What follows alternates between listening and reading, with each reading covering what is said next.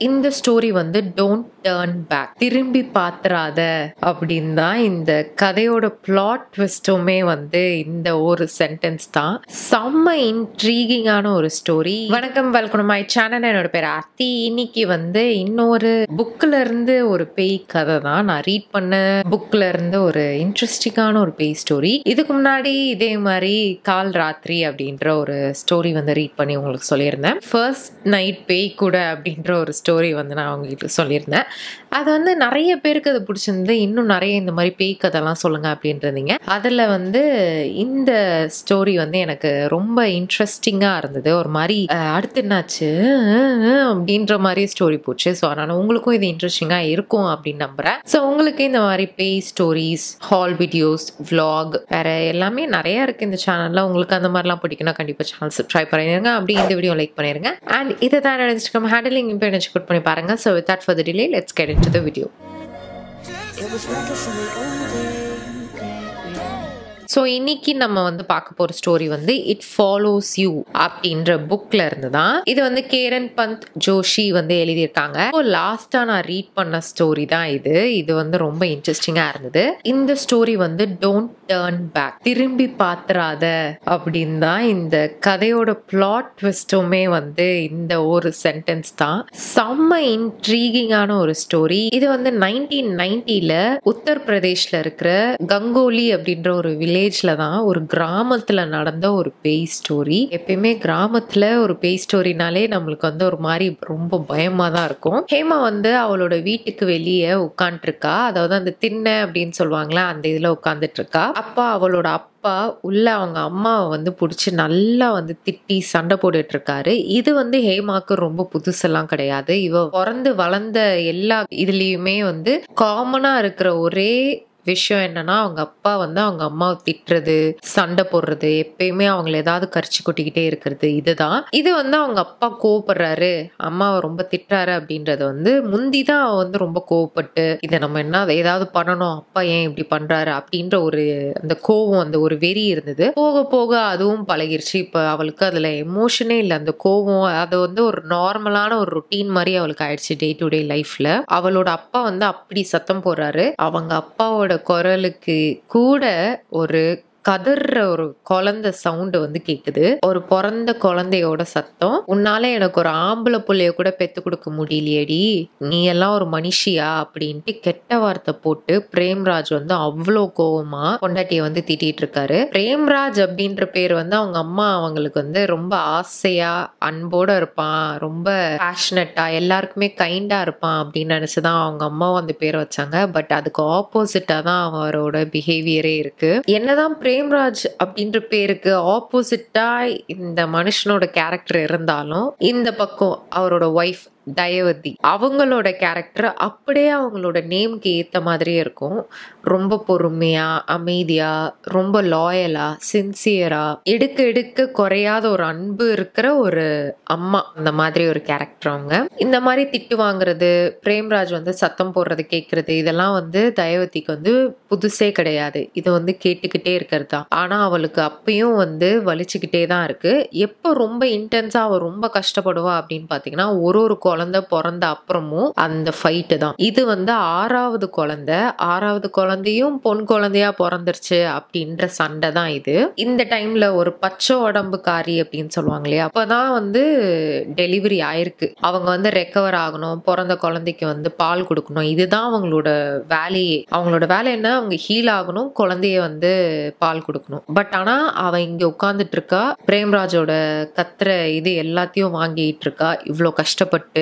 எதுக்கு? அவளும் பிரெக்னெண்டா இருக்கும்போது இதுவாச்சு பையனா இருக்கணும், இந்த ஒரு ஹெல் மாதிரி வாழ்க்கை போது, இது இந்த ஆறாவது குழந்தை பையனா இருந்ததுன்னா இந்த இது பிரச்சனை எதுவுமே வராது இல்ல அப்படின்னா அவளும் வந்து பையனை பிறக்கணும் அப்படின்னு தான் ஆசைப்பட்டா. ஆனா என்ன பண்றது, பொன் குழந்தை பிறந்துருச்சு. அதே மாதிரி இந்த வில்லேஜ் சைட்ல எல்லாம் வந்து பொன் குழந்தை பிறக்கணும்னா இது பண்ணு, பையன் பிறக்கணும்னா இது பண்ணு அப்படின்ற ஒரு மித் மாதிரி ஒன்னொன்னு சொல்லுவாங்க இல்லையா. இந்த மாதிரி மந்திரம் எல்லாம் வந்து ஓதிட்டே இரு, மனசுக்குள்ள சொல்லிட்டே இரு, இந்த மாதிரி இந்தந்த கடவுளுக்கு வேண்டிக்கிட்டு சாப்பிடாம இருக்கிறது, எடுக்கிறது, இந்த மாதிரி ரொம்ப கஷ்டப்பட்டு பிரெக்னென்ட் டைம்ல வந்து பிடிச்சது சாப்பிடணும், வயிறு நிறைய சாப்பிடணும், 2 பேருக்கும் சேர்த்து சாப்பிடணும் அப்படின்னு சொல்லுவாங்க. ஆனா அப்பயும் வந்து சாமிக்கு வேண்டிக்கிட்டு சாப்பிடாம அந்த மாதிரி ஒரு பிரேயர்ஸ் பரிகாரம் அந்த மாதிரி ஒண்ணு பண்ணியும் அப்பயும் பொன் குழந்தை பிறந்துருச்சு அப்படின்ற ஒரு ஏமாற்றம், நம்மள சீட் பண்ணிட்டாங்க, நம்ம ஏமாந்துட்டோம் அப்படின்ற ஒரு ஃபீலும் அவளுக்கு இருக்கு. இதுவே ஒரு பையனா இருந்தா இந்த ஒரு நரக வாழ்க்கைக்கு வந்து ஒரு முற்றுப்புள்ளியா இருக்கும். ஒரே ஒரு பையனால இது எல்லாத்தையும் மாத்த முடியும். அவளோட ஃபேமிலி, அவளோட ரிலேஷன்ஷிப், அவளோட லைஃப் எல்லாமே மாறிடும். ஒரே ஒரு பையன், ஏன் அது கூட நம்மளுக்கு கிடைக்கல? அது மட்டும் இல்லாம இந்த பிரேம்ராஜ் கத்துறான், அதுக்காக எனக்கு ஒரு பையன் வேணும் அப்படின்றதுக்கும் மீறி அவளும் வந்து ஒரு ஆசைப்பட்டா, எனக்கு ஒரு பையன் பிறக்கணும், எனக்கு 5 பொண்ணுங்க இருக்காங்க, அவங்களுக்கும் ஒரு பிரதர் வேணும், அவங்கள பாத்துக்கிறதுக்கு நான் இல்லாத டைம்ல அவங்களெல்லாம் வந்து கல்யாணம் பண்ணி கொடுத்து பொண்ணுங்க சந்தோஷமா இருக்காங்களான்னு பாத்துக்கிறதுக்கு ஒரு ஆம்பளை துணை வேணும் அப்படின்றதும் அவன் நினைச்சா. ஆனாலும் அது வந்து நிறைவேறல. உன்னால வெறும் பொண்ணுங்களை தான் பெத்து கொடுக்க முடியுது, அறிவு கட்ட மாடே அப்படின்னு எச்சு துப்பி திட்டுறான் அவன். அப்ப வந்து கார்னர்ல, கிச்சன் கார்னர்ல இருந்து வாய மூடுற அறிவு கிட்டவனே, என்ன பேச்சு பேசுற நீ, கொஞ்சமாச்சும் பாவம் பாக்குறியா, மனுஷனா நீ அப்படின்ட்டு பிரேம்ராஜோட அம்மா வந்து கத்துறாங்க. ஏன்னா அவன் வந்து இந்த பிறந்த குழந்தைய மடியில வச்சுட்டு உட்கார்ந்துட்டு இருக்க தயவதிய மிதிக்க வந்தாவன். சோ அதனால அவங்க அம்மா இந்த பக்கத்துல இருந்து கத்துறாங்க. இது ஒரு சின்ன வீடு தான், அவங்க வந்து அந்த பக்கத்துல இருந்து கத்துறாங்க, அறிவு கெட்டவனே அப்படின்ட்டு. அவ எவ்வளவு பாவம், இப்பதான் குழந்தைய பிறந்திருக்கு, அவளை போய் இவ்வளவு கஷ்டப்படுத்துறியே அப்படின்னு அவங்க அம்மா கத்துறாங்க. அதுக்கு அவன் பிரேம்ராஜ் என்ன சொல்றானா, அவ என்னோட பொண்டாட்டி, நான் என்ன வேணா பண்ணுவேன் அப்படின்னு ஒரு மாதிரி ஈகோ புடிச்சு அப்படியே ஒரு கர்வத்தோட அவன் சொல்றான். அவன் வெளியே போனி, இப்போ நீ வந்து இந்த மாதிரி கொஞ்சிட்டு இருக்கிறதுக்குலாம் டைம் கிடையாது, அவ வந்து ரெஸ்ட் எடுக்கணும், நீ வீட்டை விட்டு போ, உங்க மாமா வீட்டுல போய் ஸ்டே பண்ண கொஞ்ச நாளைக்கு, இங்க வராத அப்படின்னு அவங்க அம்மா வந்து அப்படியே வெளியே போன்னு துரத்தி விட்டுறாங்க. பிரேம்ராஜ் வந்து கிளம்பி போகும்போது திரும்பி அந்த பிறந்த குழந்தையோட மூஞ்ச பார்த்துட்டு அப்பயும் அவனுக்கு கோவம் தான் வருது, ஒரு மாதிரி காண்டாவறான். அவன் அப்படியே திரும்பிட்டு வீட்டை விட்டு வெளியே போறான். வெளியே திண்ணையில தான் யார் உட்காந்துருக்கா, ஹேமா உட்காந்துருக்கால. ஹேமாவை பார்த்துட்டு இன்னும் அவனுக்கு கோவம் வருது. பொண்ணை பார்த்தா அவனுக்கு சுத்தமா பிடிக்காதான். அவன் வந்து ஹேமாவை பார்த்து சொல்றான், உன்னாலதான் இதெல்லாம் ஆச்சு, நீ தான் ராசி கெட்டவ, நீ வந்து என்னமோ கதவு திறந்து விட்ட மாதிரி அதுக்கு அடுத்து வந்தது எல்லாமே பொன் குழந்தைங்களா வந்து தொலைச்சிருக்கு அப்படின்ட்டு இந்த பக்கம் கை காட்டுறான். அங்கதான் வந்து மிச்ச பொன் குழந்தைங்க எல்லாருமே வந்து நொண்டி விளையாடிட்டு இருக்காங்க வீட்டுக்கு முன்னாடி. இவன் இப்படி கத்திட்டு அவன் வாட்டி கிளம்பிட்டான். ராசி கெட்டவ அந்த ஒரு வார்த்தையை வச்சுதான் பிரேம்ராஜ் வந்து ஹேமாவை எப்பயுமே கூப்பிடுவானா ராசி கெட்டவ.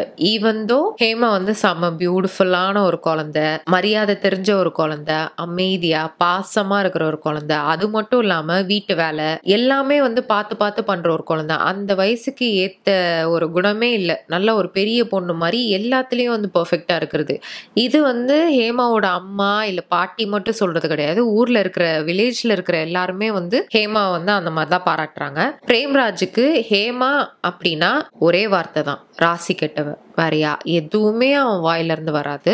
இது வந்து ஹேமா கேக்குறது ஃபர்ஸ்ட் டைம் கிடையாது. இதை கேட்டு இதுவும் அவளுக்கு அழுத்து போயிடுச்சு, ஒரு மாதிரி ஆயிட்டா அப்படின்னு சொல்லலாம். லைக் மறத்து போயிட்டா. ஒரு ஆம்பளை குழந்தை வேணும் அப்படின்ற அந்த ஒரு கிரேஸ் வந்து இப்போ வரைக்கும் அவங்க ஊர்க்காரங்க கிட்ட இருக்கு. ஏதாவது எத்தனை குழந்தை இருந்தாலும் ஒரே ஒரு பையனாச்சு இருக்கணும், அப்பதான் அவங்களோட ஃபேமிலி பேரை வந்து கூட்டிட்டு போறதுக்கு, ஃபேமிலி ட்ரீ க்ரோ ஆறதுக்கு, அவங்க பேரை காப்பாத்துறதுக்கு, அப்படி இப்படின்னு பையன் இருந்தாதான் பையன் வேணும் அப்படின்ட்டு. என்னதான் வந்து சொசைட்டி அந்த டைம்ல பொன் குழந்தைங்க பிறந்தாலே அவங்க பாசமா ஆசையா எடுத்து வளர்த்தாலும் பிரேம்ராஜ் வந்து ரொம்ப ஆர்த்தடாக்ஸான ஒரு பிலீஃப் இருக்கிறவன். அவனுக்கு வந்து ஒரு பையன் வேணும், எதா இருந்தாலும் ஒரு பையன் வேணும் அப்படின்ற அந்த ஒரு மூட நம்பிக்கை இருக்கு இல்லையா, அந்த எனக்கு ஒரு பையன் வேணும், பையன் எனக்கு இருக்கணும், பொன் குழந்தையெல்லாம் வந்து விட்டுட்டு பையன் இருந்தாதான் அந்த ஒரு ஆணவம் எதுனாலும் சொல்லலாம், அது எனக்கு வேணும் அப்படின்றது அந்த இது மூட நம்பிக்கையை விடாம அவன் பிடிச்சுக்கிட்டே இருக்கான். ஈவந்தோ அவங்க பொண்டாட்டி அத்தனை குழந்தைய பெத்து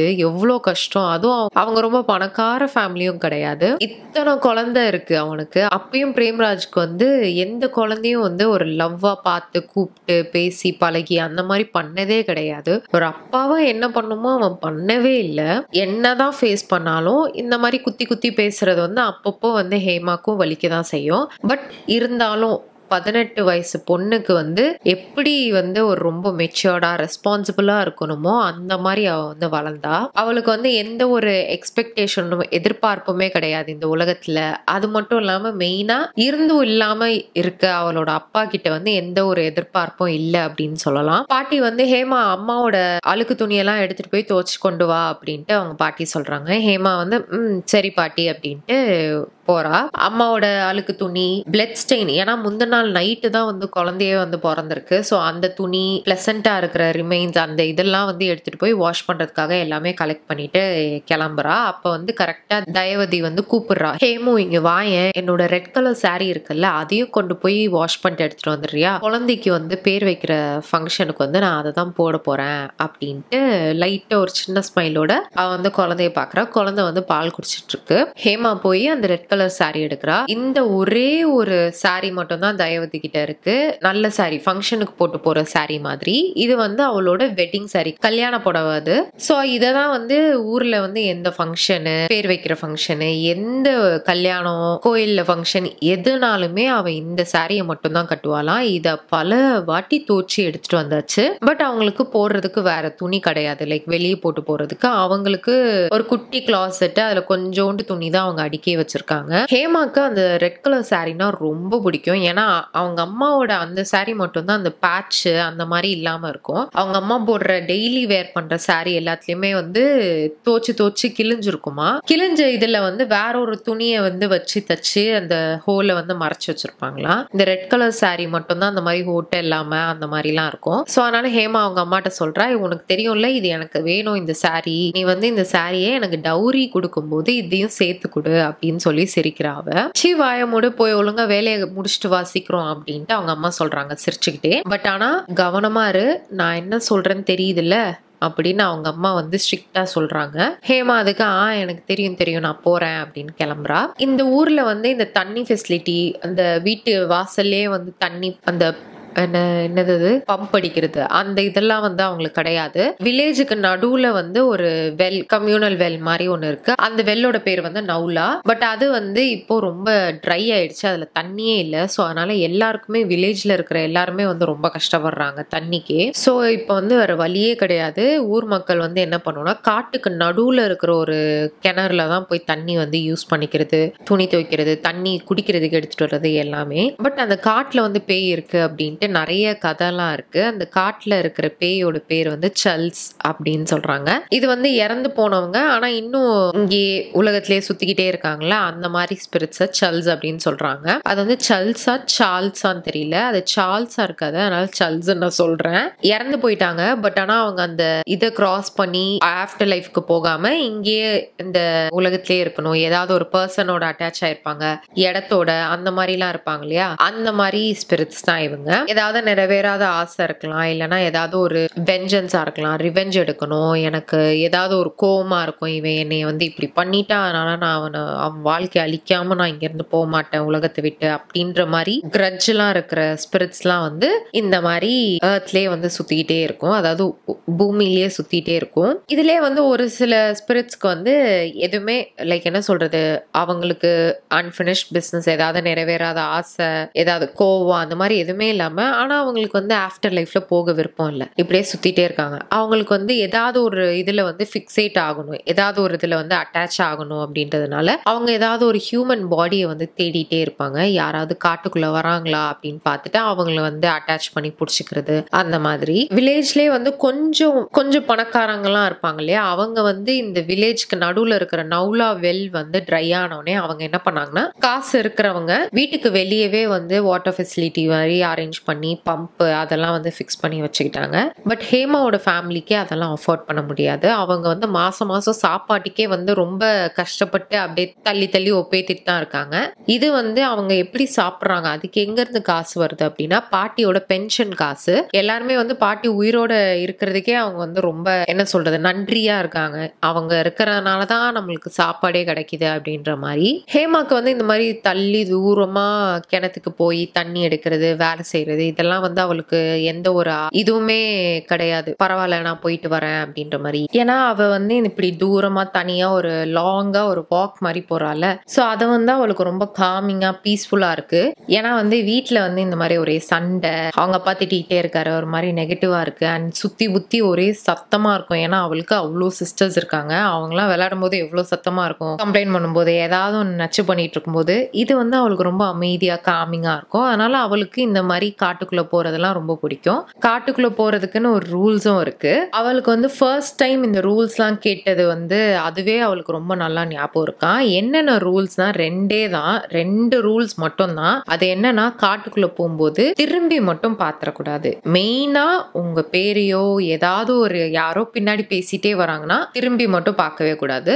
2வது ரூல் என்னன்னா அந்த பாத்வே இருக்குல்ல, வழி போற வழி, அது கரெக்டான வழியா பார்த்து போகணுமா, தப்பான வழியில போயிடக்கூடாது. இது 2 ரூல்ஸ் மட்டும் தான். உனக்கு ரூல்ஸ் என்னன்னு தெரியும்ல அப்படின்னு ஹேமாவோட அம்மா வீட்டுக்குள்ள இருந்து இன்னொரு வாட்டி கத்துறாங்க. ஹேமா வீட்டுக்குள்ள மெயின் டோர்ல இருந்து எட்டி பார்த்து எனக்கு தெரியுமா, நான் திரும்பி பார்க்க மாட்டேன் அப்படின்னு சொல்றா. அதுவும் கண்டிப்பா எப்ப திரும்ப கூடாதுன்னா அப்படின்னு அவங்க அம்மா சொல்றாங்க. ஆமா, என்னை யாராவது கூப்பிட்டா நான் திரும்பவே மாட்டேன். யாராவது என்ன 3 வாட்டி கூப்பிட்டா 4வது வாட்டி என்னால பார்க்க முடியும், அது எனக்கு தெரியும் அப்படின்னு அவ சொல்றா.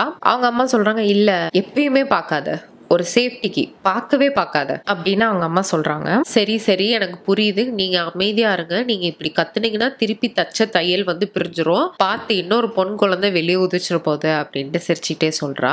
நீ வாய மூட, அதெல்லாம் எனக்கு தெரியும், நீ எதுக்கும் ரேகாவை கூட கூட்டிட்டு போ, ஏன்னா அப்படின்றாங்க அவங்க அம்மா. சேஃப்டிக்கு நான் கூட்டிட்டு போறேன், பாதுகாப்புக்கு நான் கூட்டிட்டு போறேன், பரவாயில்ல நான் கூட்டிட்டு போறேன் அப்படின்னு வந்து அவங்க அம்மா வந்து சமாதானப்படுத்துறா. ரேகா வந்து ஹேமாவோட ஃப்ரெண்டு, பக்கத்து வீட்டு பொண்ணு அவ. பட் ரேகா சொல்றேன் எனக்கு ஆனா நிறைய வேலை இருக்கே அப்படின்னு சொல்றா. ஏன்னா அவ வந்து லஞ்ச் ப்ரிப்பேர் பண்ணுமா, வீடும் வந்து சுத்தம் பண்ணிட்டு இருந்தா. அதனால ஹேமா வந்து சரி ஓகே பரவாயில்ல, நான் ஃபர்ஸ்ட் டைம் போல காட்டுக்குள்ள, நான் நிறைய வாட்டி போயிருக்கேன் அண்ட் கொஞ்சம் இருட்டுன அப்புறமும் நான் போயிருக்கேன். பட் இது வரைக்கும் ஹேமா வந்து காட்டுக்குள்ள தனியா போனதே கிடையாது, யாராவது கூட துணைக்கி இருப்பாங்க. இதுதான் ஃபர்ஸ்ட் டைம் அவ தனியா போறது. ஆனா அவளுக்கு வந்து இப்போ வரைக்கும் எந்த ஒரு பயம் அந்த மாதிரி எந்த ஒரு தயக்கமும் இல்லை. அதனால அவ வாட்டுக்கு சரி ஓகே நான் பரவாயில்ல நான் தனியாவே போறேன் அப்படின்ட்டு கிளம்புறா. அண்ட் இது ஒன்றும் வந்து ஈவினிங் டைம் நைட் டைம் அப்படின்ற ஒரு இது கிடையாது. இது வந்து ஒரு ஆஃப்டர்நூன் மதியம் நேரம். இதுல எதுக்கு நம்ம பயப்படணும், இப்படி வெயில் அடிக்குது அப்படின்ட்டு அவ வாட்டுக்கு போறா. இது வந்து எல்லா காடு மாதிரி தான், இது ஒன்றும் ஒரு ஸ்பெஷலான காடு அப்படிலாம் கிடையாது. எல்லா காடு மாதிரி க்ரீப்பியா இருக்கு, உள்ள கொஞ்சம் பயமா இருக்கு. அங்கங்க தூரத்துல வந்து அந்த மரத்தோட கிளை உடையிற சவுண்டு கேக்குது, லீவ்ஸ் வந்து அசைகிற சவுண்டு கேக்குது. அண்ட் வந்து மரத்துக்கு நடுவுல வந்து அந்த காத்து அடிக்கிறது, ஸ்லோவா காத்து அடிக்கிற சவுண்ட் வந்து தூரத்துல கேக்குது. இதெல்லாம் வந்து நார்மலா வந்து கேட்கும் போது வந்து வா செமையா இருக்குல்ல அந்த சீனரி அப்படின்னு இருக்கும். பட் ஆனா காட்டுக்கு நடுவுல வந்து நம்ம நடந்து போயிட்டு இருக்கும் போது அது கொஞ்சம் கிரீப்பியா தான் இருக்கும். ஹேமா வந்து சரி ஓகே இதெல்லாம் நம்ம ரொம்ப கவனிச்சு கேட்டுட்டே இருந்தோம்னா நம்மளுக்கு வந்து கொஞ்சம் பயம் அதிகமாயிட்டே இருக்கும் அப்படின்ட்டு அவ வந்து மைண்ட்ல டிஸ்ட்ராக்ட் பண்றதுக்காக வேற எதையாவது நம்ம யோசிச்சுக்கிட்டே வேற ஒரு தாட்ஸ் எதையாவது நம்ம நினைச்சுக்கிட்டே போனோம்னா நம்ம பயப்பட மாட்டோம். அவங்க அப்பா வந்து இந்த மாதிரி நிறைய ட்ரிக்ஸ் வந்து அவளுக்கு சொல்லி கொடுத்துருக்காரு. ஸோ அதனால அவ வந்து அடுத்த மாசம் ரேகாவோட மேரேஜ் பத்தி அவ யோசிக்க ஆரம்பிச்சா. ரேகா வந்து ரொம்ப அழகா இருப்பா, அவளுக்கு நிறைய கிஃப்ட் வரும், நிறைய ஜுவல்லரி நிறைய வரும், நிறைய புது புது ட்ரெஸ்ஸஸ்லாம் அவளுக்கு கொடுப்பாங்க அப்படின்னு அவ வந்து அப்படியே ஜாலியா அப்படியே அந்த வெட்டிங் அப்படின்னோடனே அவளுக்கு வந்து ரொம்ப எக்ஸைட் ஆகிறா. ஹேமாக்கு வெட்டிங்ஸ் அப்படின்னாலே ரொம்ப பிடிக்கும். அது வந்து அவளுக்கு ஒரு மீடியம் மாதிரி ஒரு மாதிரி இப்போ அவளோட லைஃப் வந்து ஒரு மாதிரி கேயாட்டிக்கா இருக்கு. அவங்க அப்பா திட்டுறாரு, அவங்க அம்மா சோகமா இருக்காங்க, சுத்தி பொன் குழந்தைங்க தங்கச்சிங்களாம் வந்து சண்டை போட்டுட்டு இருக்காங்க. அதுல இருந்து அப்படியே அவ வந்து வேற ஒரு டிமென்ஷனுக்கு வந்து டிரான்ஸ்ஃபர் ஆன மாதிரி வெட்டிங் கல்யாண வீட்டுக்கு போனாலே அவள் வந்து அவ்வளோ ஜாலி ஆயிடுவாளாம். இதெல்லாம் நினைச்சிட்டு நடந்து போயிட்டு இருக்கும் போதே கிணறு வந்துருச்சு. கிணறு வந்தோடனே அழுக்கு துணியெல்லாம் எடுத்து துவச்சிட்டா. அது துவச்சு முடிச்சுட்டு ரெட் கலர் சாரியை தனியா ஒரு பிளாஸ்டிக் பேக்ல இருந்து எடுக்கிறாவ. எடுத்து அதை வந்து தனியா வாஷ் பண்ண ஆரம்பிக்கிறா. பொறுமையா இந்த சாரியை வாஷ் பண்றா. ஏன்னா அதுல இருக்கிற ஜர்தோசி சீக்வன்ஸ்லாம் வந்து இது வந்துடக்கூடாது, எதுவும் டேமேஜ் ஆயிடக்கூடாது அப்படின்ட்டு. ஆனாலும் அந்த சாரியில வந்து ஆல்ரெடி அந்த ஜர்தோசி சீக்வன்ஸ்லாம் வந்து அங்கங்க பாதி இது வந்து ஒன்னு டேமேஜ் ஆயிருக்கு, இல்லனா கலர் போயிருந்தது, இல்லனா அது வந்து காணாமலே போயிருச்சு. ஏன்னா இத்தனை வருஷம் வச்சு தோச்சுக்கிட்டே இருந்தா என்ன ஆகும் அந்த மாதிரி. அண்ட் ஆல்சோ அந்த ரெட் கலர் சாரியோட ஸ்டெயின் இருக்கு இல்லையா, அங்கங்க வந்து அந்த ரெட் கலர் இதுவே வந்து ஸ்டெயினே அது போயிடுச்சு. ஒரு மாதிரி அங்கங்க கலர் வெளுத்து போயிருந்த மாதிரி இருக்கு. அப்பயும் வந்து அவளுக்கு ஹேமாக்கு அந்த ரெட் கலர் சாரின்னா அவ்வளோ பிடிக்கும். ஏன்னா இதுதான் ஒரே பார்ட்டி வேற அவ கண்ணில் பார்த்தது. ஹேமா வந்து ரேகாவோட கல்யாணத்துக்கு இந்த சாரி தான் நான் கட்டிட்டு போறேன் அப்படின்னு அவங்க அம்மாவோட பெர்மிஷனும் வாங்கியிருக்கா. ஸோ அதனால இன்னும் இன்னும் எக்ஸ்ட்ரா கேர்ஃபுல்லா வந்து அவ அந்த சாரியை வந்து வாஷ் பண்ணிட்டு இருக்கா. எல்லாத்தையும் வாஷ் பண்ணிட்டு துணியை வந்து தனித்தனி பிளாஸ்டிக் பேக்ல போட்டுட்டு அவ திருப்பி வந்து வீட்டுக்கு நடக்க ஆரம்பிக்கிறா. இப்ப வந்து ஒரு மாதிரி காடே அமைதியா இருக்கு, ஒரு மாதிரி லைட்டா பயம் வந்து ஆரம்பிக்குது. மேபி நான் வந்து எதுவுமே நினைக்கல, இன்னும் நான் டிஸ்ட்ராக்ட் ஆகல, அதனால இப்படி லைட்டா நான் பயப்படலாம் அப்படின்னு நினைச்சிட்டு அவ எதையாவது நினைக்கணும், ஏதாவது நான் வந்து டிஸ்ட்ராக்ட் பண்ணிக்கணும் அப்படின்னு யோசிக்கிறா. பட் என்னதான் அவ டிஸ்ட்ராக்ட் பண்ண வந்து மைண்ட் எங்கெங்கயோ கொண்டு போனாலும் அவளுக்கு வந்து மைண்ட் திருப்பி அந்த காட்டுக்குள்ளதான் வருது.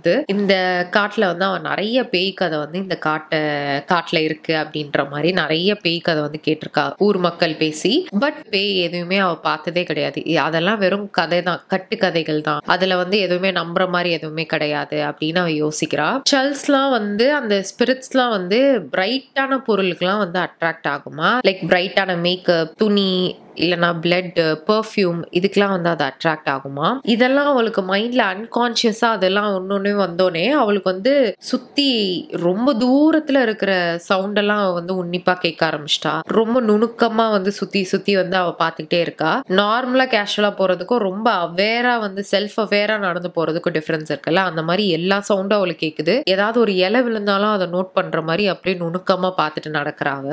அவ ஒரு காலடி எடுத்து வைக்கும் போதும் கீழே வந்து இலை இருக்கும் இல்லையா, அந்த இலையில சவுண்ட் வரதெல்லாம் நோட் பண்றா. அவ ஹேர் மூவ் ஆகும்போது சவுண்ட் வருது, அந்த அளவுக்கு அவ நோட் பண்ணிட்டே இருக்கா. அப்பதான் அவ ஃபீல் பண்றா பின்னாடி யாரோ வராங்க, நம்ம பின்னாடி யாரோ பிரசன்ஸ் இருக்கு அப்படின்ற மாதிரி அவ ஃபீல் பண்றா. அது வந்து ரேகாவா தான் இருக்கும். அவ இந்த மாதிரி தான் அடிக்கடி பிராங்க் பண்ணுவா. என்னதான் வர முடியலன்னு சொன்னாலும் அவ கண்டிப்பா வந்து நான் சொன்னா அவ வந்து அந்த வேலையை செஞ்சிருவா, சோ அவளாதான் இருக்கும் அப்படின்ட்டு லைட்டா அவ சிரிக்கிறா. உடனே அவ வந்து பின்னாடி ரேகா அவளை கூப்பிடுற சவுண்ட் அவளுக்கு கேக்குது, ஹேமா அப்படின்னு.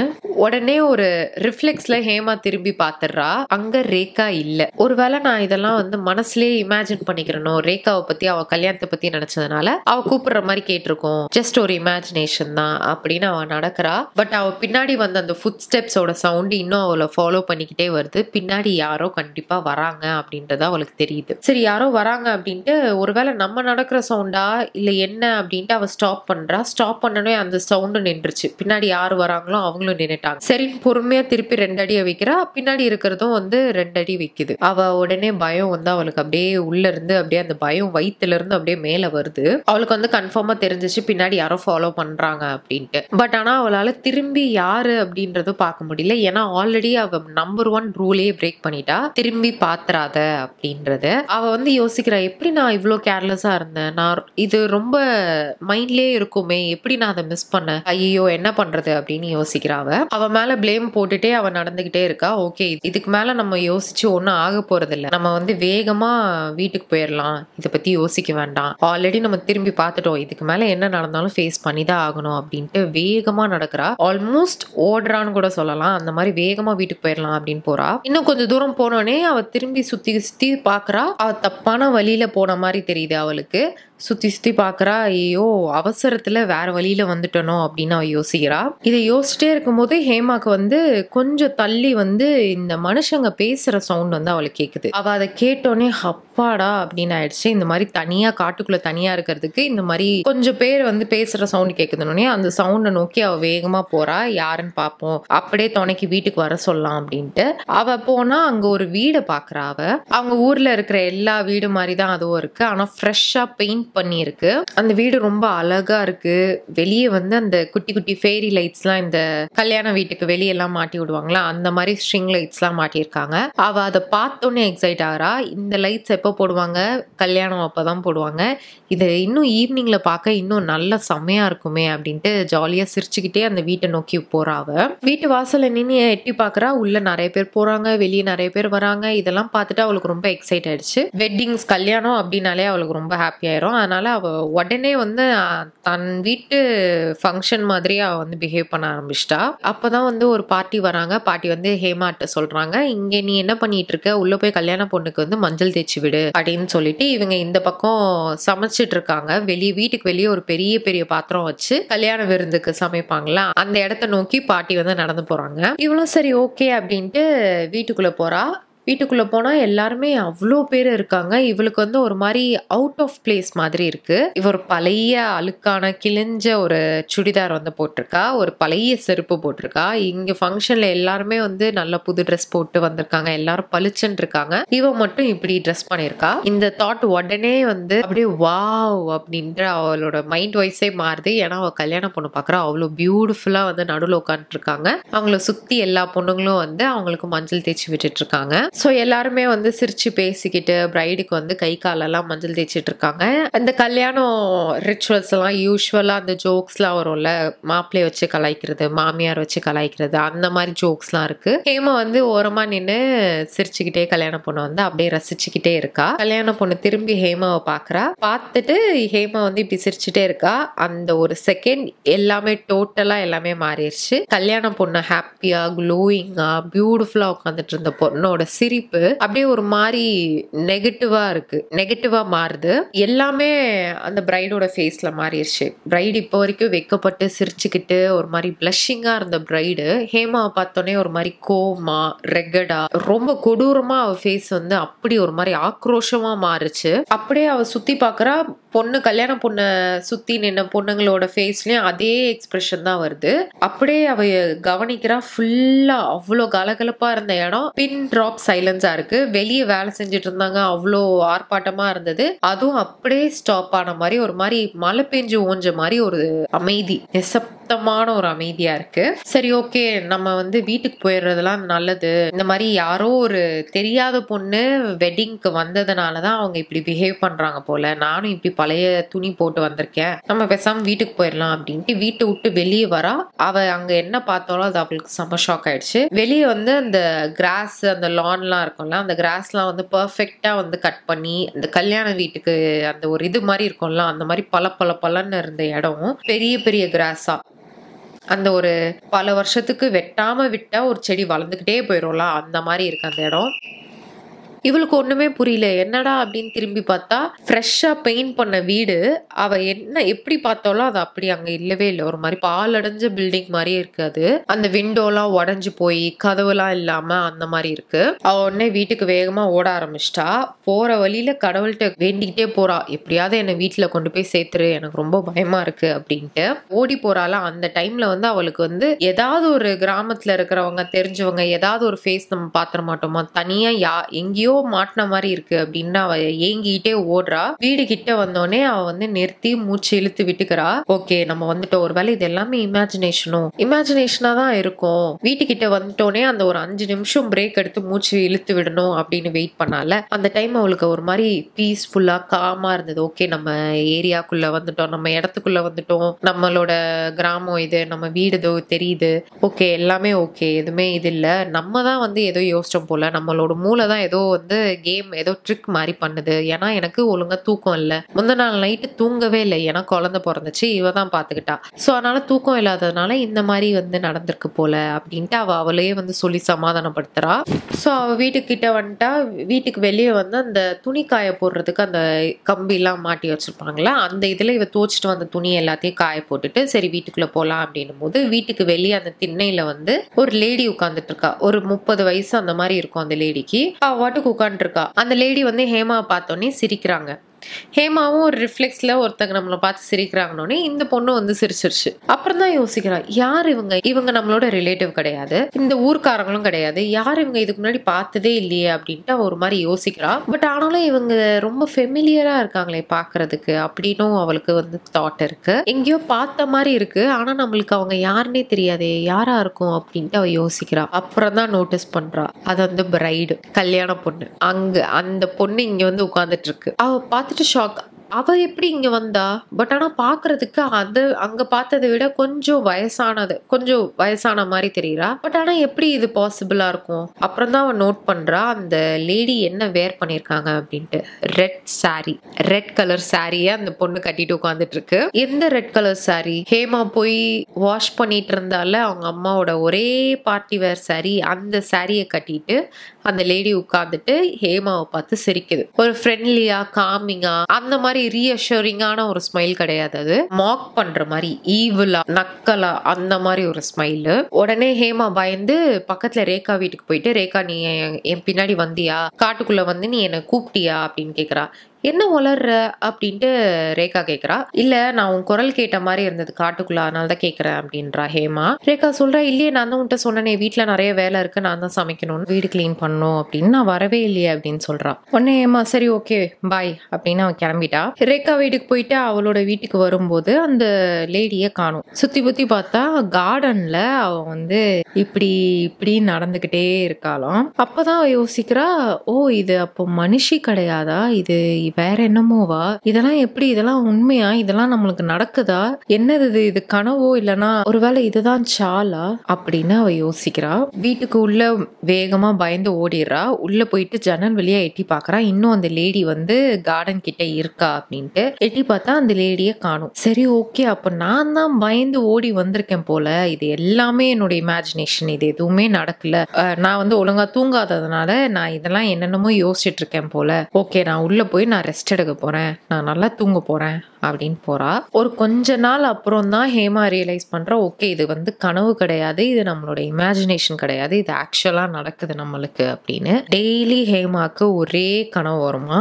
என்ன கனவுனா, அந்த லேடி வந்து ஒரு லேக்ல இருந்து குளிச்சுட்டு எந்திரிச்சு வர மாதிரி எந்திரிச்சு வருமா. அதே ரெட் கலர் சாரி வேர் பண்ணிட்டு அந்த லேக்ல இருந்து எந்திரிச்சு வந்து ஃபுல்லா உடம்பெல்லாம் நனைஞ்சு ஹேமா வந்து கண்ணை அப்படியே ஸ்ட்ரெயிட்டா பாக்குமா. என்னமோ நம்மளோட சோலுக்குள்ளேயே வந்து எப்படி கத்தி வச்சு குத்தி பாக்குற மாதிரி அதை வந்து பாக்குமா. கொஞ்சம் மாசத்துக்கு ஹேமானால ஒண்ணுமே பண்ண முடியலையா. அவ வந்து அந்த லேடி எங்க திரும்பினாலும் அந்த லேடி இருக்கான். இப்படி திரும்பினா அங்க தூரத்துல நடக்கிறது, இல்லைன்னா தலைக்கிட்ட வந்து மூச்சு விடுறது, கனவுல கூட விடுறது கிடையாது, கனவுலயும் கெட்ட கனவா வருது, கனவுலயும் அந்த லேடி வருது, எங்க திரும்பினாலும் அந்த சவுண்டு அந்த வாய்ஸ் அப்படின்னு அவ வந்து ரொம்ப ட்ராமடைஸ் ஆயிட்டா. அவளுக்கு வேற வழி தெரியாம அவளோட பாட்டிகிட்ட சொல்றா, இதெல்லாம் நடக்குது எனக்கு என்ன பண்றேன்னு தெரியல அப்படின்ட்டு.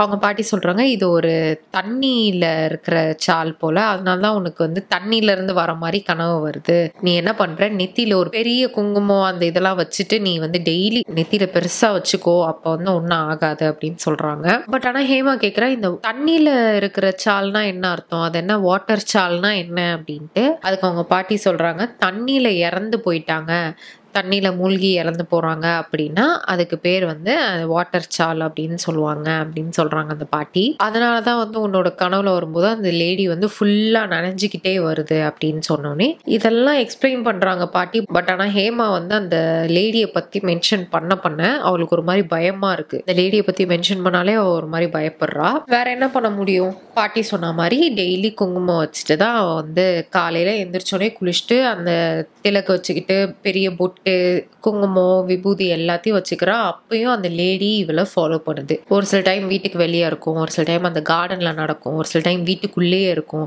இதனால வந்து இவளுக்கு ஒழுங்கா தூக்கம் கிடையாது, ஒரு மாதிரி மென்டல் பிரேக் டவுன், ஒரு மாதிரி மென்டலி அவ அன்ஸ்டேபிளா இருக்கா. அதனால ஒரு மாசத்துக்கு வந்து பாட்டி பக்கத்திலே படுத்து கட்டி பிடிச்சி தூங்குறது. அப்பயும் அவளால வந்து முடியல, என்ன பண்றது, ரொம்ப கொடுமையா இருக்கு அவளுக்கு. வெட்டிங்னாலே அவ்வளோ ஆசையா இருக்கிற பொண்ணு ரேகா அவளோட பெஸ்ட் ஃப்ரெண்டோட வெட்டிங்கே அவ போல. ஏன்னா அவளுக்கு வந்து இப்பெல்லாம் வெட்டிங்னாலே அவளுக்கு வந்து இன்ட்ரெஸ்ட் எக்ஸைட் ஆக மாட்டேங்குது, எதுவுமே அவளுக்கு விருப்பம் இல்லை. இப்போ அவளுக்கு வந்து அமைதியா இருக்கணும், எதுவுமே இல்லாம அவ வாட்டுக்கு ஒரு டிப்ரெஷன் மோட்ல போன மாதிரி ஆயிட்டா. அண்ட் அவ பாடியும் ரொம்ப வீக்கா இருக்கிற மாதிரி இருக்கு அவளுக்கு. கொஞ்ச நாள் அப்புறம் கோவில்ல வந்து ஒரு பெரிய பூஜை, மகா பூஜை வந்து நடக்க போகுது. அதுக்கு குருஜி வர போறாரு. ஸோ அதனால வந்து பாட்டியும் அவங்க அம்மா தயவதியும் என்ன சொல்றாங்க, சரி அவர்கிட்ட போய் என்னன்னு கேட்போம், இது எல்லாத்தையும் சொல்லி அவர் தான் நம்மளை காப்பாற்ற முடியும் அப்படின்ட்டு பூஜை நடக்கிற இது அப்போ ஹேமாவை கூட்டிட்டு போறாங்க. கோயிலுக்குள்ள கால் எடுத்து வச்சோடனே ஹேமாவோட பாடி ஃபுல்லா வைப்ரேட் ஆகுது, ஷேக் ஆகுது.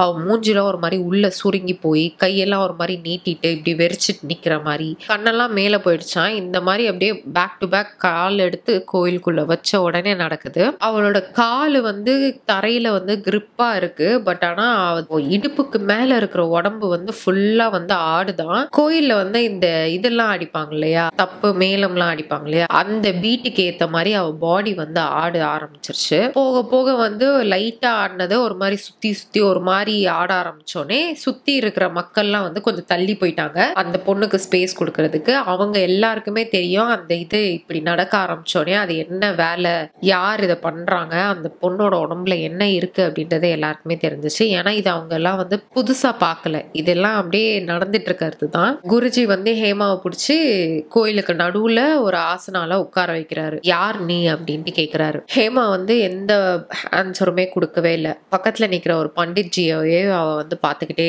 இருக்கா. ஒரு மாதிரி நக்கலா சிரிக்கிற, ஒரு மாதிரி ஈவிலா சிரிக்கிறா, ஒரு மாதிரி கோவம், ஒரு மாதிரி ஈவிலா இருக்கு, நெகட்டிவா. இன்னும் உட்கார்ந்துகிட்டே அந்த ட்ரம்ஸுக்கு வந்து பாடி வந்து ஷேக் ஆயிட்டே இருக்கு, முடியெல்லாம் வந்து ஆட்டிட்டே இருக்கா. அந்த மாதிரி சுத்தி எல்லாரும் பாக்குறாங்க. இது வந்து ஹேமாக்கு பேய் தான், சல் தான் பிடிச்சிருக்கு, ஹேமா பொசஸ் ஆயிட்டா அப்படின்ட்டு. அவர் திருப்பி ஒரு வாட்டி கேக்குறாரு, பதிலே வரல. அவர் கோவப்பட்டு மரக்கட்டையை ஒண்ணு கையில எடுத்துக்கிட்டாரு. கோவத்திலே கேக்குறாரு, யாருன்னு கேக்குறேன்ல அப்படின்னு. மீனா அப்படின்னு அது வந்து சொல்லிட்டு சிரிக்குது. இந்த பாயிண்ட்ல ஹேமாவோட லிப்ஸ் வந்து செம்ம ட்ரையா, ஒரு 2-3 நாளைக்கு தண்ணி குடுக்கல, பாடி டீஹைட்ரேட் ஆச்சுன்னா லிப்ஸ்லாம் ட்ரை ஆகி ஒரு மாதிரி ஸ்கின்லாம் பீல் ஆகும்ல, அந்த மாதிரி கிராக்டா இருக்கு லிப்ஸ்லாம். அது வந்து இவ சிரிக்க ஒரு மாதிரி ஆட அந்த லிப்ஸ்லாம் அப்படியே அங்கங்க கிராக் விட்டு ப்ளீட் ஆக ஆரம்பிக்குது. நீ எங்க இருந்து வந்திருக்கேன்னு சொல்லு. நான் வடக்குல இருந்து ஒரு கிராமத்துல இருந்து வந்திருக்கேன் அப்படின்னு சொல்றா. உனக்கு என்ன வேணும் ஹேமா அப்படின்னு கத்துது அந்த ஆவி. அன்கன்ட்ரோலபிளா சிரிக்க ஆரம்பிக்கிறா. கட்டுப்படுத்தவே முடியல, அப்படி ஒரு சிரிப்பு. எல்லாருக்கும் கொலை நடுங்கிருச்சு அப்படின்வாங்களா, அந்த சிரிப்பை கேட்டுட்டு எல்லாரும் ஒரு மாதிரி அப்படியே ஸ்டன் ஆகி நிக்கிறாங்க. இதெல்லாம் பார்த்துட்டு தயவதி வந்து அவங்களோட பாட்டி, அந்த பாட்டி நிக்கிறாங்களா, அவங்க கையை இறுக்கமா பிடிச்சிட்டு அப்படியே கண்லாம் கலங்கி நிக்குது. ஐயோ என்னோட பொண்ணு வந்து அங்க இப்படி உட்கார்ந்துட்டு இருக்காளே அப்படின்ட்டு. உனக்கு அவ கிடையாது அப்படின்ட்டு குருஜி சொல்றாரு. தைரியமா, என்கிட்ட பவர் இருக்கு, என்னால உன்னை வந்து என்ன வேணா பண்ண முடியும் அப்படின்ற ஒரு டிட்டர்மினேஷன் வந்து அந்த கண்ணில் வந்து தெரியுது. அந்த மாதிரி ஒரு பவர்ஃபுல்லா அவர் வந்து சொல்றாரு, உனக்கு அவ கிடையாது அப்படின்னு. உனக்கு என்ன வேணும்னு சொல்லு அவளை விட்டு போறதுக்கு அப்படின்னு கேக்குறாரு. பதிலே வரல. திருப்பி திருப்பி கேக்குறாரு. அவர் விடாம கேட்டுட்டே இருக்காரு. உனக்கு என்ன வேணும்னு சொல்லு, விட்டு போறதுக்கு என்ன வேணும்னு சொல்லு, நான் தரேன், அதை செஞ்சு தரேன், அதை சொல்லு சொல்லு சொல்லுன்னு 1/2 மணி நேரத்துக்கு போது அந்த சால்ட்ட இருந்து பதிலே வரல. அவர் கோவப்படுறாரு. என்ன இதுக்கு மேல என்ன பண்றது அப்படின்ட்டு அந்த மரம் இதை வச்சு அடிக்க ஆரம்பிச்சிடறாரு. அடிச்சோடனே அது வந்து போதும் போதும், எனக்கு ஃபுட்டு வேணும், சாப்பாடு, எனக்கு ஃபுட்டு வேணும், நான் போயிடுறேன் அப்படின்னு சொல்லுது. எனக்கு கிச்சடி கொடுங்க, அதை வந்து வடக்கு திசையை நோக்கி வைங்க அப்படின்னு கேக்குது. குருஜியோட டெசிபிள்ஸ் இருக்காங்களா, அவங்க வந்து அந்த கிச்சடி எடுத்து அந்த வடக்கு திசையை நோக்கி போட்ட உடனே ஹேமா வந்து அன்கான்சியஸ் ஆகி மயக்கம் போட்டு விழுறா. குருஜி சொல்றாரு, அவளை விட்டு அந்த ஈவில் ஸ்பிரிட் போயிடுச்சு, நீங்க இவளை கூட்டிட்டு போலாம் அப்படின்ட்டு கொஞ்சம் தீர்த்தம்லாம் தெளிச்சு விபூதி வச்சு அனுப்பி விடுறாரு. கொஞ்சம் கொஞ்சமா ஹேமாவோட ஹெல்த்தும் வந்து இம்ப்ரூவ் ஆச்சு. அவ வந்து வெயிட் போட ஆரம்பிச்சா, அவ சாப்பிடுறது வந்து அதிகமா சாப்பிட ஆரம்பிச்சா, கெட்ட கனவு வரதில்ல, ஒரு மாதிரி அவ திருப்பி சிரிக்க ஆரம்பிச்சா, எல்லாமே பேக் டு நார்மல் மாதிரி மாற ஆரம்பிக்குது. ஒரு கொஞ்ச மாசம் அப்புறம் ஹேமாவோட மேரேஜ் ஃபிக்ஸ் ஆகுது. இது வந்து ஹேமாவை கேட்டு உனக்கு பிடிச்சிருக்கா, இது ஓகேவா அப்படின்னு கேட்டு நடக்கிற கல்யாணம் கிடையாது. பிரேம்ராஜ் வந்து எல்லாத்தையும் ஃபிக்ஸ் பண்ணிட்டு இந்த டேட்ல உனக்கு கல்யாணம் அப்படின்னு சொல்லிட்டு போயிடுறாரு. இது வந்து அவளுக்கு ரொம்ப சர்ப்ரைசிங்கா ஒரு மாதிரி பிடிக்காம அந்த மாதிரிலாம் இல்லை. இது வந்து அவங்க ஊர்ல நார்மல். அந்த டைம்ல எல்லாருமே வந்து இதுதான் வந்து ஃபாலோ பண்ணிட்டு இருந்தாங்க. பொண்ணோட ஒப்பீனியனே கேட்காம அவங்க அம்மா அப்பாவே பார்த்து வைக்கிற மாப்பிள்ளைய கட்டிக்கிற மாதிரி. பட் இதுல வந்து அவளுக்கு எந்த விதமான ஒரு ஈடுபாடு இல்லாம எனக்கு இது பிடிக்கல, இது எனக்கு வேணாம் அப்படின்ற மாதிரிலாம் கிடையாது. அவ எக்ஸைட்டடா தான் இருந்தா. ஓகே நம்மளுக்கு கல்யாணம் நடக்க போகுது அப்படின்னு. இது வந்து அவ யோசிக்கிறா, அப்போ எனக்கு கல்யாணம் ஆயிடுச்சுன்னா புது லைஃப், புது வீடு, புது ட்ரெஸ்ஸு, புது ஜுவல்லரிஸ் எல்லாமே நம்மளுக்கு கிஃப்டா வருமே அப்படின்ட்டு அவ ரொம்ப எக்ஸைட் ஆவறா. ஹேமாவோட வெட்டிங் டே வருது. அவ வந்து அப்படியே க்ளோயிங்கா இருக்கா. ஏன்னா முந்தின நாள் வந்து அந்த டர்மரிக் ஃபேஷியல் மாதிரி அந்த ஹல்தி ஃபங்க்ஷன் மாதிரி வச்சிருக்காங்க. அவங்க பாட்டி தான் மஞ்சள்லாம் தேய்ச்சி விட்டுருக்காங்க. அதனால அவ நல்லா க்ளோயிங்கா இருக்கா. அவளோட கல்யாண நாள் அன்னைக்கு பிங்க் கலர் லெஹங்கா வந்து அவங்க மாமியார் வீட்டுல எடுத்து அனுப்பியிருக்காங்க. அதை போட்டு கோல்டு ஜுவல்லரி எல்லாம் போட்டு அவ நிக்கிறா. செம பியூட்டிஃபுல்லா இருக்கா அவ பாக்குறதுக்கு. இந்த ஃபங்க்ஷன் ஃபுல்லா வந்து ஹேமாவோட அம்மாக்கு தயவதிக்கு கண்ணில் அப்படியே தண்ணி நிக்குது. அவளோட ஃபர்ஸ்ட் பொண்ணை கல்யாணம் பண்ணி கொடுக்கறதுல வந்து அவ்வளோ சந்தோஷம். கல்யாணம் முடிஞ்சிருச்சு. அடுத்த ரிசப்ஷனுக்கு ஸ்டேஜ்ல மாப்பிள்ளையும் பொண்ணும் உட்காந்துருக்காங்க. கெஸ்ட் எல்லாம் வந்து ஸ்டேஜ் மேல ஏறி மாப்பிள்ளைக்கும் பொண்ணுக்கும் பிளஸ் பண்ணிட்டு அவங்களோட கிஃப்ட்ஸ், மணி அதெல்லாம் கொடுக்குறாங்க. தயவதி வந்து முன்னாடி வந்து அவங்க ஒரு கிஃப்ட் பேக்கேஜ் கொடுக்குறாங்க. என்னால வந்து இது மட்டும்தான் எனக்கு உனக்கு வந்து கொடுக்க முடிஞ்சது, இது உனக்கு பிடிக்கும்னு எனக்கு தெரியும் அப்படின்ட்டு. ஹேமா கேக்குற என்னதுமா இது அப்படின்னு. இது உனக்கு தெரியும் என்னதுன்னு பிரிச்சு பாரு அப்படின்னு சொல்றாங்க. ஹேமாவும் வேகமா ஆசையா வந்து அந்த கிஃப்ட்டை பிரிக்கிறா. பிரிச்சோடனே அப்படியே அந்த பேக்கேஜை பிரிச்சு அவ உள்ள பார்த்த உடனே எல்லாமே ஸ்லோ மோஷன் ஆகுது. என்னதான் அவ ஸ்டேஜ்ல வந்து ஃபேன் வந்து அவ ஃபேஸ் கிட்ட வச்சாலும் ஸ்வெட் ஆகுது அவளுக்கு. இங்க நெத்தில எல்லாம் வந்து ஈரமாயிடுச்சு. அவ கண்ணை அப்படியே ஒரு மாதிரி ஷாக்கா பாக்குறா. அப்படியே ஃபேஸ்லாம் ஒரு மாதிரி பேல் ஆயிடுச்சு. ஒரு மாதிரி எதையோ பேய பார்த்து பயந்த மாதிரி. ஆனா அப்படின்றா அவங்க அம்மா வந்து உனக்கு தான் அது, இனிமே அது உனக்கு தான், நீயே வச்சுக்கோ அப்படின்ட்டு அவங்க அம்மா வந்து அப்படியே அவ்வளோ ஆசையா சொல்றாங்க. ஹேமாவோட வேர்ஸ்ட் நைட்மேர் வந்து அவ கண்ணு முன்னாடி வந்து உண்மையா வருது. இத்தனை மாசம் அவ வந்து அந்த பேயை விட்டு எல்லாமே நார்மலா ஆனோடனே அவ யோசிச்சிருக்கா, எதனால வந்து அந்த பேய் நம்மளை ஃபாலோ பண்ணியிருக்கு, எதனால வந்திருக்கோம் அப்படின்னா அந்த ரெட் கலர் சாரி பிரைட்டா இருக்கிறதுனால அந்த சாரிக்கு அட்ராக்ட் ஆகி அந்த பேய் நம்மள வந்து அட்டாச் ஆயிடுச்சு அப்படின்ட்டு அவ வந்து புரிஞ்சுக்கிட்டா. அதுல அந்த சாரியை கொண்டு வந்ததுனால இவளை அட்டாக் பண்றது அந்த மாதிரி நடந்துச்சு. இப்போ அந்த சாரியே இவளுக்கு, அப்ப என்ன ஆகும் அப்படின்ட்டு அவ ஷாக்கா பாக்குறா. அவங்க அம்மா அப்படியே ஷாக்கா பாக்குறா. இவளுக்கு வந்து என்ன சொல்றதுனே தெரியல. இப்படி திரும்பி பாக்குறா. ஸ்டேஜ் கீழே ஃபர்ஸ்ட் ரோ சேர்ல வந்து அந்த லேடி உட்கார்ந்துட்டு இருக்கு. ஃபுல்லா நனைஞ்சு சேம் ரெட் கலர் சாரி வேர் பண்ணிட்டு லைட்டா அதே ஈவலா சிரிப்பு. அவ ரெடியா உட்கார்ந்துட்டு இருக்கா. புது வீட்டுக்கு அவ பிரைடா போறதுக்கு அவ ரெடியா உட்கார்ந்துட்டு இருக்கா. ஸோ இதுதான் வந்து திரும்பி பாத்திராத அப்படின்ற ஸ்டோரி. போன ஸ்டோரியிலேயே நீங்க பார்த்துருப்பீங்க. அந்த ஒரு கன்க்ளூஷன் என்ன ஆச்சு, அந்த பேய் வந்து பிடிச்சிருச்சா, அதுக்கப்புறம் என்ன ஆச்சு, அந்த ஒரு ஹாப்பி எண்டிங்கோ இல்லைன்னா ஒரு க்ளோஷரோ அதெல்லாம் கிடைக்காது. இந்த மாதிரி நம்மளை வந்து இமேஜின் பண்ணிக்கிற மாதிரி அந்த மாதிரி ஒரு எண்டிங் தான் இருக்கும்.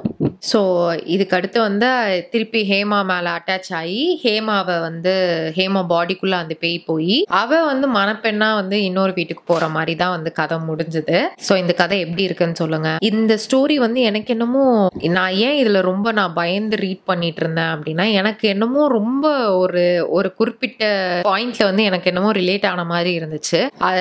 அதனால வந்து எனக்கு ரொம்ப பயமா இருந்தது. அந்த லேடி வந்து அங்கதான் இருக்கு, அங்க பார்க்கும், அங்க சுத்தும், அங்க பேசும் அப்படின்றதெல்லாம். ஸோ நீங்க எப்படி இருக்கு உங்களோட ஒப்பீனியன் சொல்லுங்க. இந்த மாதிரி புக்ல இருந்த கதையை வந்து உங்ககிட்ட கதை பேசுறதுலாம் பிடிச்சிருக்கா, அடுத்து இதை கண்டினியூ பண்ணலாமா அப்படின்னு சொல்லுங்க. என்கிட்ட இவ்வளோ புக்ஸ் இருக்கு கோஸ்ட் ஸ்டோரிஸ்க்கு, அதெல்லாம் நம்ம வந்து ஒன்னொன்னா ரீட் பண்ணலாம். ஆஸ் யூ கேன் சி ஒரு ஸ்டோரி தான். இதுவே வந்து லாஸ்ட் ஸ்டோரி 1/2 hour வந்துருச்சு. இது ஐ திங்க் ஒரு 1/2 hour 35-40 minutes வரும்னு நினைக்கிறேன் நான். அந்த ஸ்டோரியும் வந்து ஒரு மாதிரி பயங்கரமா இல்லை, ஒரு மாதிரி டிஃப்ரெண்டா இருந்தது. இது கொஞ்சம் பயங்கரமா தான் இருந்தது. இங்க பேய் அடிக்கடி வந்ததை நம்ம பார்த்தோம். மறக்காம இந்த வீடியோ லைக் பண்ணிருங்க, சேனலையும் சப்ஸ்கிரைப் பண்ணிருங்க. நம்ம வந்து நெக்ஸ்ட் வீடியோல பார்க்கலாம். பாய்.